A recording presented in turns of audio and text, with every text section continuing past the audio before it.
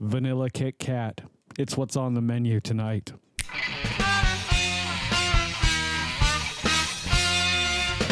Greetings and welcome back to a very generic and vanilla episode of the Vodkast. I'm your host as always, Geycen Oliveira. With us today is the Vanilla Kit Kat. Now I got to tell you something. Through my life, I've flip-flopped. I've been a vanilla guy. I've been a chocolate guy. Growing up, ice cream was the first time I experienced, I think, chocolate and vanilla as a opposing flavor, I suppose. And I was always a chocolate kid growing up. Whenever I'd go to Friendly's, I'd get a sundae, I'd get ice cream. I was going to get chocolate ice cream. However, at some point along my life, I went to McDonald's and I got their sundae, and their vanilla ice cream just did something for me. And they used to do a sale like once a summer where it would be like 10 cents or 25 cents for a vanilla ice cream. And I'd get them and I'd freeze them, and I'd get like 8 of them at a time because they were so cheap. And there was just something about that vanilla flavor that really drew me back time and time again.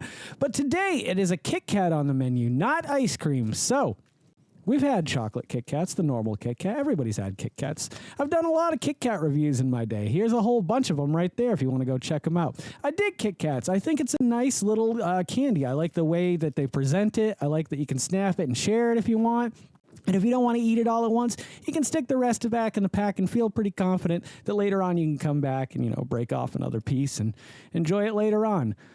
But I've never had a vanilla Kit Kat. And from what I have been informed from my crew, is that this is a comeback. This is something they've done before. It is something I didn't experience. Perhaps it was before the time when I was doing review and demos for the Vodkast. However, today we're going to get the opportunity to try it here, and I hope it's not bland and generic. I hope there's something that stands out in this Kit Kat, because normally they're crazy, they're wacky flavors, the ones that they put whatever they want into it, change it, key lime, orange creamsicle, donuts, whatever it is, they're usually pretty good and spot on to what they're supposed to be. So I'm imagining we're going to get a lot of vanilla flavor out of this, but is it going to take the place of chocolate? Is it going to win me back over from the chocolate and vanilla war? I don't know, but we're not going to find out until I bust into this. So let's take a look at this first and foremost. This is going to be strange just to see a Kit Kat.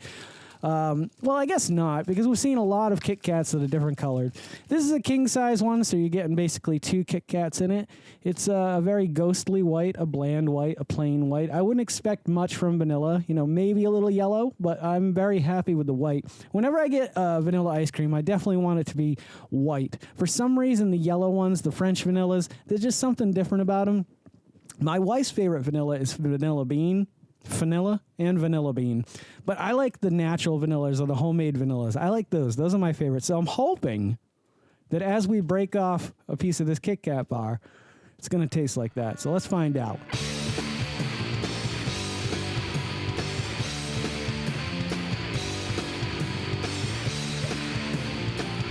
It's very different. It's very vanilla.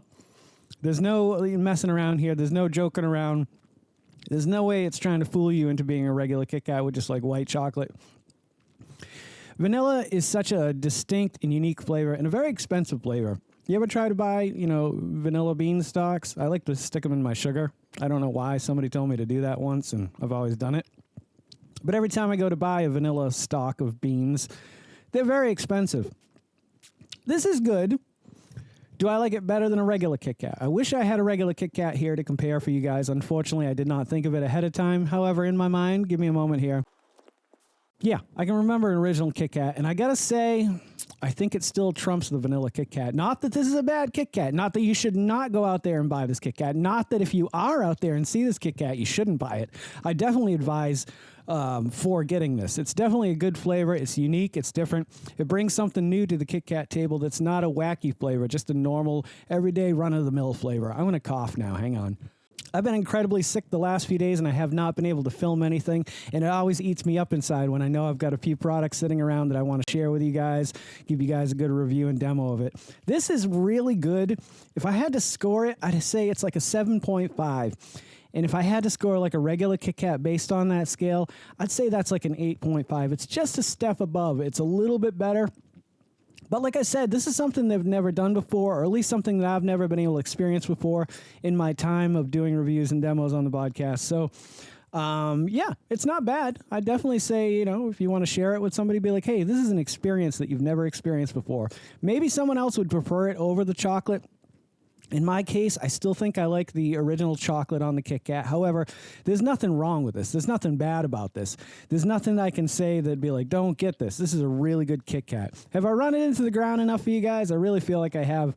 And I keep getting this itchy sensation in my throat because I'm still kind of ill.